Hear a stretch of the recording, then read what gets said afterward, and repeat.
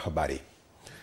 Wananchi wamehusiwa kuwa watu wema na kuhakikisha wanatenda mema na kutimiza malengo ambayo walitumwa kuja kuyafanya hapa duniani bila kudhuru maisha ya watu wengine. Hii ni taarifa ya Mariam Shabani.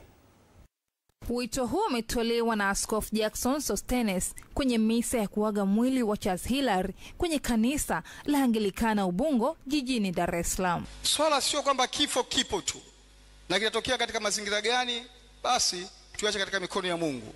Lakini tunakufa baada ya kufanya nini? Yaani kifo kinakukuta katika mazingira gani?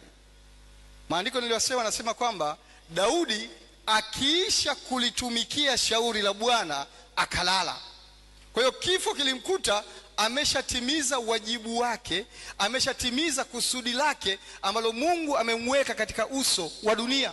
Mkuu wa mkoa wa Dar es Salaam Albert Chalamila amewaomba waombolezaji kumwenzi marehemu kwa kufanya matendo mema. Itakuwa ni aibu sana kuja kumwaga kaka yetu Charles Hilary katika kanisa ambalo alikuwa kisali nyakati zote. Hapo nje kuna manguzo yako hapo nje hapo, mamiti yale yanaonyesha kwamba kanisa hili bado linajengwa. Hata kama tuna haraka sana ya kuweza kumsafirisha kaka yetu Hilary, mimi naomba tuache alama kanisani hapa. Baba Askofu ameniambia kwa haraka inahitajika milioni kama 50.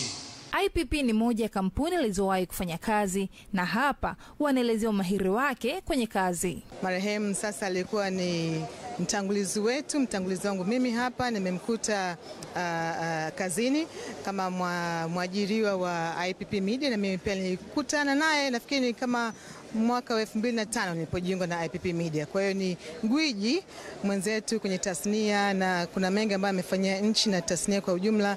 Kwa hiyo tunamshukuru Mwenyezi Mungu kwa mchango wake katika nchi yetu, kwa mchango wake kwenye tasnia, na tunamwombea tu alale mahali pema peponi. Mimi nimejiunga na kampuni ya IPP mwaka 1996. Nimemkuta Charles Hilary akiwa pale. Kwa kweli tangu nimejiunga na kampuni ile, kwa kweli alikuwa ni kiongozi wa mfano. Ni kiongozi wa mfano kwa sababu gani? Ni kiongozi ambaye alikuwa ni mcheshi kwa kila mtu, kwa rika lote ambalo alikuwa anafanya nalo kazi. Mimi nimefanya naye kwa sababu mimi nimejiunga IPP au ITV na Radio 1 nikiwa kama meneja masoko. Kwa hiyo nimekuwa naye karibu sana katika kufanya, kwa sababu unapopata matangazo kama unataka kuyapeleka radio lazima uwasiliane na bosi mkubwa wa radio ambaye alikuwa ni Charles Hilary. Moja kati ya vitu ambavyo alikuwa ananihusia sana ni matamshi, vitamkwa pamoja na matumizi sahihi ya lugha ya Kiswahili. Na ukizingatia mimi ni mtangazaji ambaye natoka jamii ya watu wa Arusha huko, lakini kwa nini nimemudu kuzungumza lugha sahihi ya Kiswahili kwa matamshi yaliyo bora pamoja na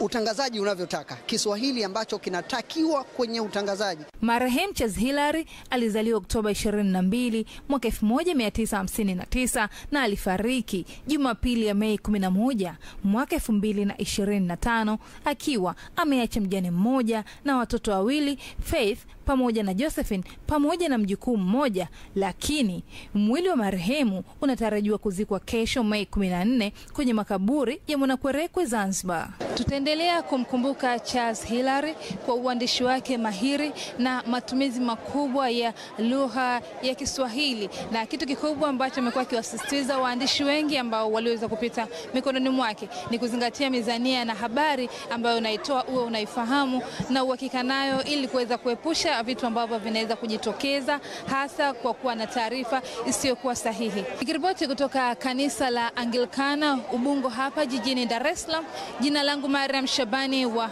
EATV.